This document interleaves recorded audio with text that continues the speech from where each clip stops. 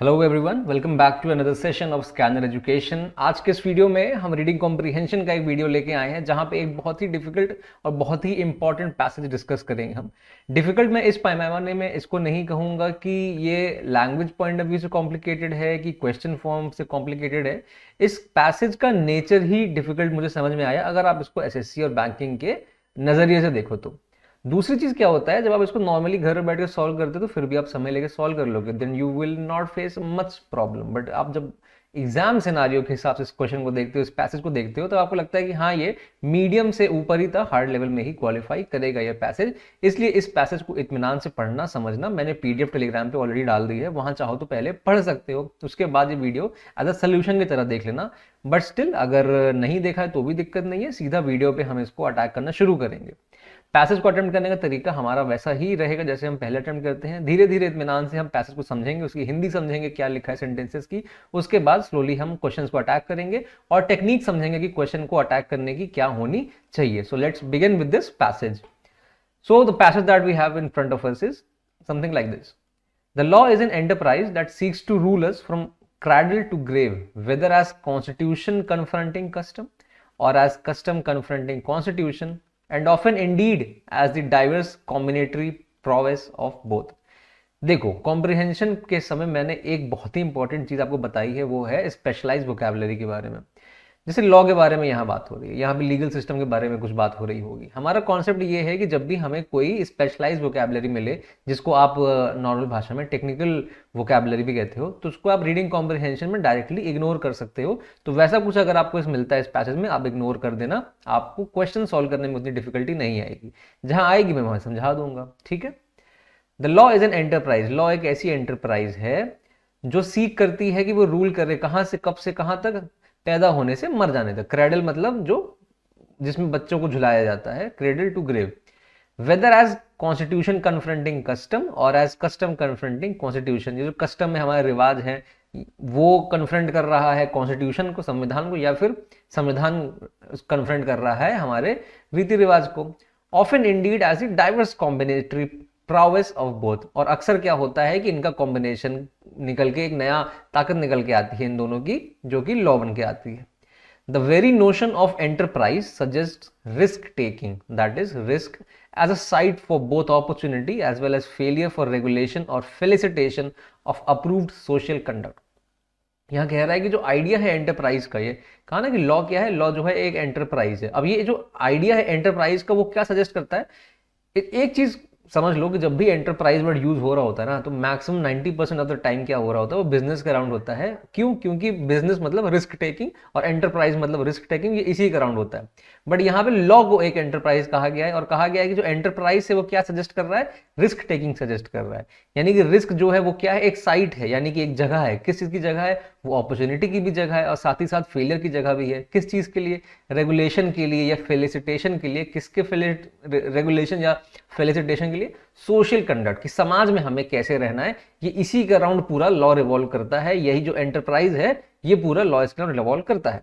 At the same moment, this coupling of the constitutional and custom is at the outset designed to pluralize the notion of legal literacy, a message yet to be fully constructed and conveyed co-equally to those who govern us and those who would resist domination. कह रहा है कि साथ ही साथ ये जो coupling हो रही है कॉन्स्टिट्यूशन की और कस्टम की, ये एक ऐसी शुरुआत में है जहां पे हमें इसको प्रचार करना है, फैलाना है इस बात को। किस बात को? लीगल लिटरेसी को फैलाना है। ये एक ऐसा मैसेज जो कम्युनिकेट करना है, हमें कंस्ट्रक्ट करना है, कम्युनिकेट करना है बराबरी से। किसको? जिसको लॉ गवर्न करेगा उसको भी कम्युनिकेट करना है, और जो लॉ को अपने आप को गवर्न करने नहीं देगा, यानी डोमिनेट करने नहीं देगा, उसको भी हमें ये मैसेज पहुंचाना है। फिर एज सिटीजन, यानी कि नागरिक के जैसे, we are suppose to know that law made by the state whether we intend to obey it और ब्रेक। सिटीजन्स के तौर पे हमारी जिम्मेदारी क्या बनती है कि हमें लॉ की जानकारी होना जरूरी है, चाहे हम उस लॉ को फॉलो कर रहे हो, चाहे हम लॉ को ब्रेक कर रहे हो। As members of cultural and religious communities, we also need to know the norms that define our membership with these collectives. हम जिस सांस्कृतिक और जिस धार्मिक कम्युनिटी में रहते हैं, हमें यहाँ के नॉर्म्स की भी जानकारी होना बहुत जरूरी है कि हम किस हिसाब से इन जगह पे मेंबर हैं। किस जगह मेंबर? सांस्कृतिक और धार्मिक कम्युनिटी में, जो कि जिसको कलेक्टिव्स यहाँ बोला गया है। Often, our identity and obligations as members of political society and of diverse membership within cultural and religious communities constitute spheres of peaceful coexistence.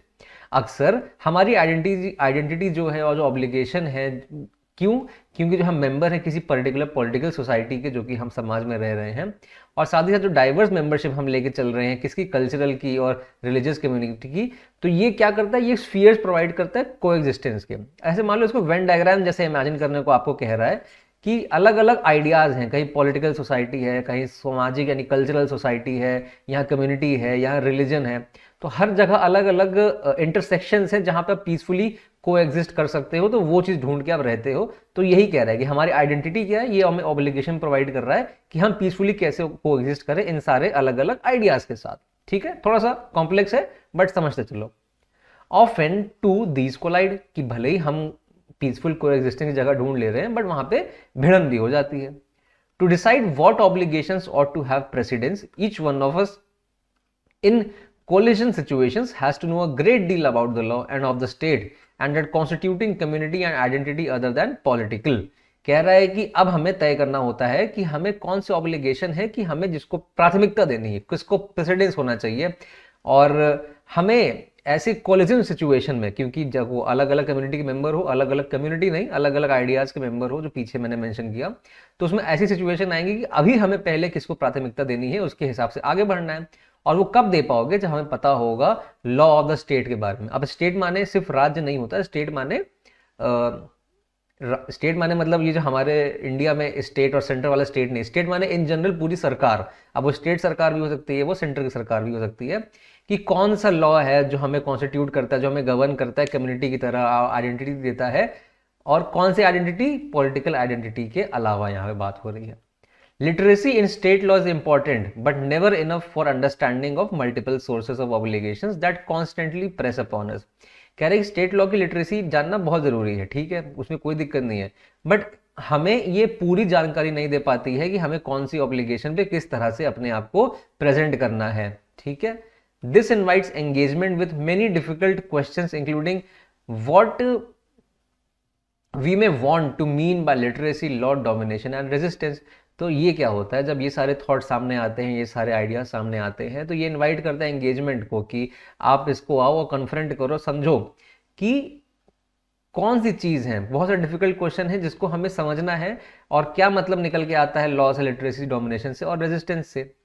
Further the question always is how far do resources of legal literacy endow us with resources of justice for all and care of self and care of others. फिर ultimately जो question है वो हमेशा यही रहता है कि जो रिसोर्सेज हैं लीगल लिटरेसी के लिए, लीगल लिटरेसी के बारे में पूरी बात हुई है, तो जो भी रिसोर्सेज हमारे पास लीगल लिटरेसी के अवेलेबल हैं, वो हमें कितना इक्विप करते हैं, कितना प्रिपेयर करते हैं कि हम जो जस्टिस फॉर ऑल है इसके लिए हमें कितना रेडी करते हैं, और अपना और दूसरों का ख्याल रखने के लिए हमें ये कितना रेडी करता है, क्या जो हमारे लीगल लिटरेसी के रिसोर्सेज हैं। तो थोड़ा सा फिलोसॉफिकल भी है ये, ठीक है, क्योंकि ये एकदम डायरेक्ट फैक्ट्स पे बात नहीं कर रहा है, ये आइडियाज डिस्कस कर रहा है, और थोड़ा सा यहाँ पे लॉ और सोसाइटी और सोशल एस्पेक्ट्स के बारे में भी यहाँ बात हो रही है। तो एक कॉम्प्लेक्स सा यहाँ पे पैसेज निकल के आता है, जिसको समझने में डायरेक्टली थोड़ी डिफिकल्ट होगी, बट जब हम क्वेश्चंस को एड्रेस करेंगे, तो हम क्वेश्चंस और कॉन्टेक्स्ट में जब पैसेज को देखेंगे, तब हम ज्यादा अच्छे तरह से इस पैसेज को समझ पाते हैं। सबसे पहले हम पहले क्वेश्चन के पास जाते हैं। कह रहा है कि लीगल लिटरेसी क्या है ऑथर के हिसाब से। तो एकदम सिंपल है, जब ऐसे क्वेश्चंस में क्या करना है, हर ऑप्शन को पढ़ना है और फिर जो सबसे रिलेवेंट उसको मार्क करना है। तो legal literacy needs to be interpreted and understood in consonance with elements of social custom and justice. कह रहा है कि लीगल लिटरेसी को हमें इंटरप्रेट करना होता है और समझना होता है, साथ में लेके चल के, किसको साथ में लेके चल के, एलिमेंट ऑफ सोशल कस्टम की समाज में जो कस्टम्स हैं, और जस्टिस को यानी न्याय को साथ में लेके चलना होता है। तो हाँ, इसके बारे में बात करी तो हम इसको अपना होल्ड पे रखते हैं। Needs to be interpreted and understood in consonance with elements of economic and psychological factors in law. अब इकोनॉमिक और साइकोलॉजिकल फैक्टर के बारे में जब बात ही नहीं हुई है, तो मैं क्या इस ऑप्शन को होल्ड पे रखूंगा? बिल्कुल नहीं, तो मैं इसको आउटराइटली काट दूंगा, ये हमारा सही में आ ही नहीं सकता है। Needs to be interpreted and understood in terms of unjust existence of human being and justice.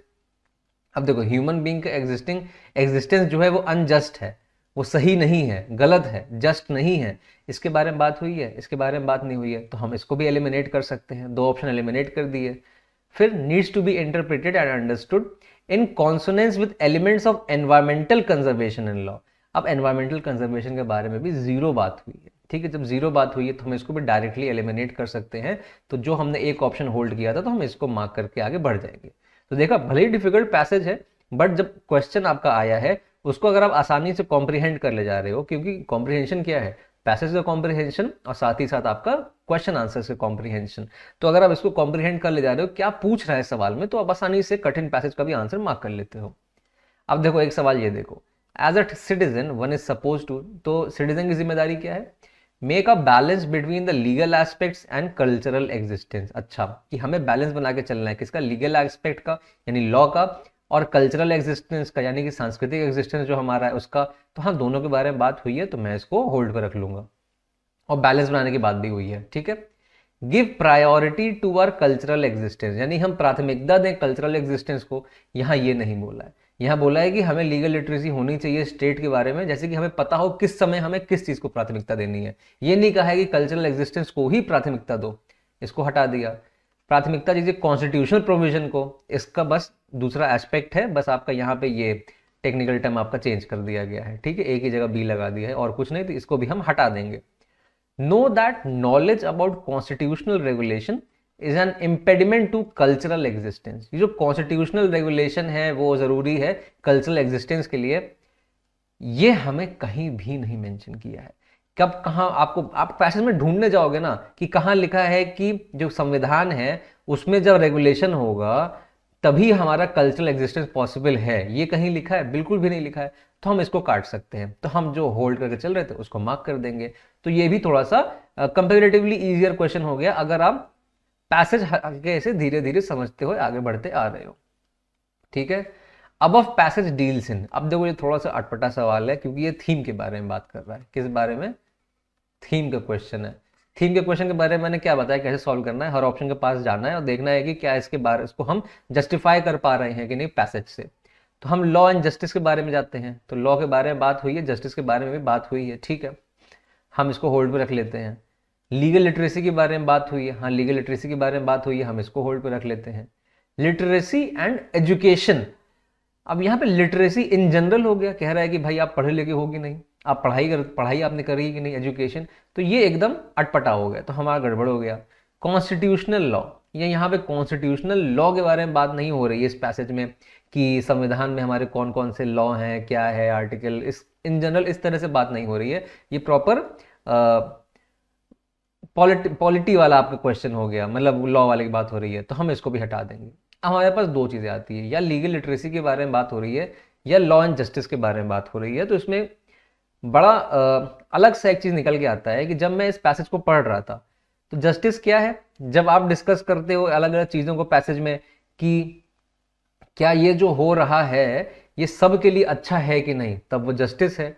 और लीगल लिटरेसी क्या है, अगर आप ध्यान से पैसेज पे वापस जाते हो तो जहां से लीगल लिटरेसी इंट्रोड्यूस हुआ है इस पॉइंट से, ठीक है, इसके बाद से अगर आप ऑब्जर्व करोगे तो पूरा यही बात हो रही है कि हमें सबसे पहले कुछ और समझने के लिए सबसे पहले हमें लीगली लिटरेट होना पड़ेगा, हमें लॉ के बारे में जानकारी ज़रूरी है कि हमें लॉ जानना ज़रूरी है। और फिर हमें ये भी होता है कि हम हमारा क्या रिलेशन है, किस लॉ के थ्रू हमारा रिलेशन अलग अलग सोसाइटी से।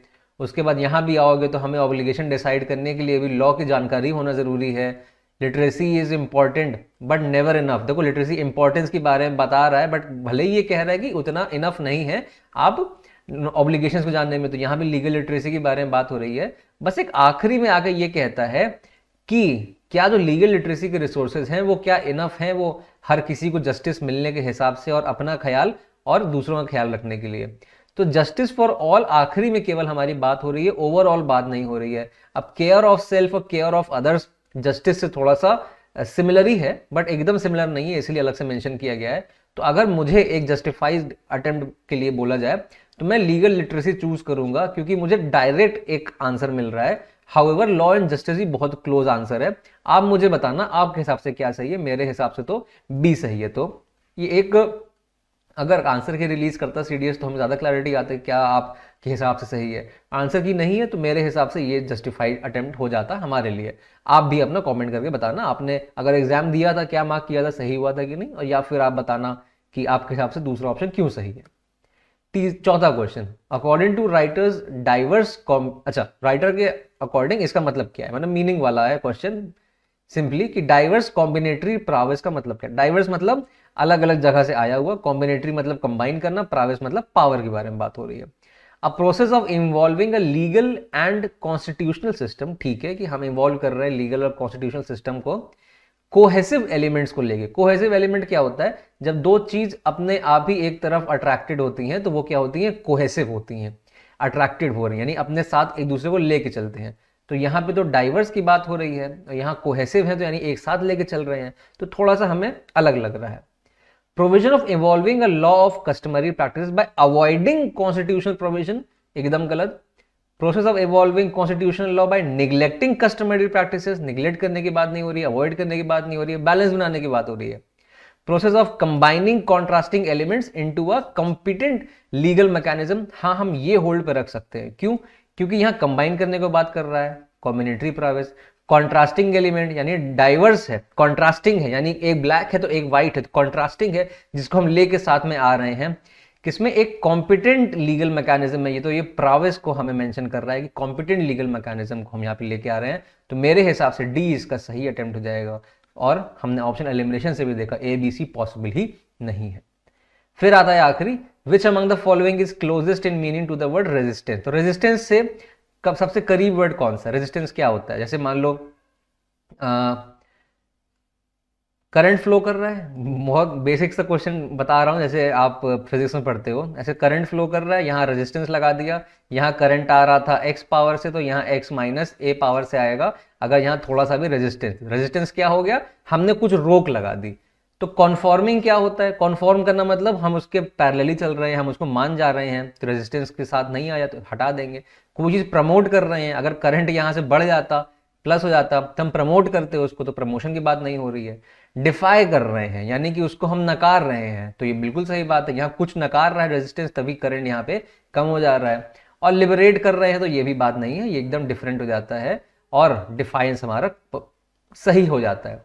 ठीक है, एकदम clear, good. So that's it for this video. I hope you like the video. Make sure to like, share and subscribe the video. It's very helpful for me.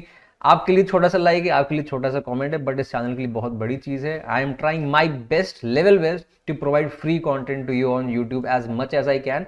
ये ऐसी चीजें हैं जो कोई डिटेल में कवर नहीं कर रहा है, यानी मैं अपनी जिम्मेदारी लेकर चलता हूँ कि आपको ज्यादा से ज्यादा जेन्युइन कंटेंट यूट्यूब पर ही प्रोवाइड कर दूं, कि दूर दूर जगह पे जो लोग बैठे हुए हैं अच्छी जगह गाइडेंस नहीं ले पा रहे हैं, तो एटलीस्ट यूट्यूब के माध्यम से उनको ज्यादा से ज्यादा एजुकेशन मिल पाए। तो इसीलिए आप प्लीज लाइक कर देना और सब्सक्राइब कर देना चैनल को। मिलता हूं आपसे नेक्स्ट वीडियो में। जय हिंद।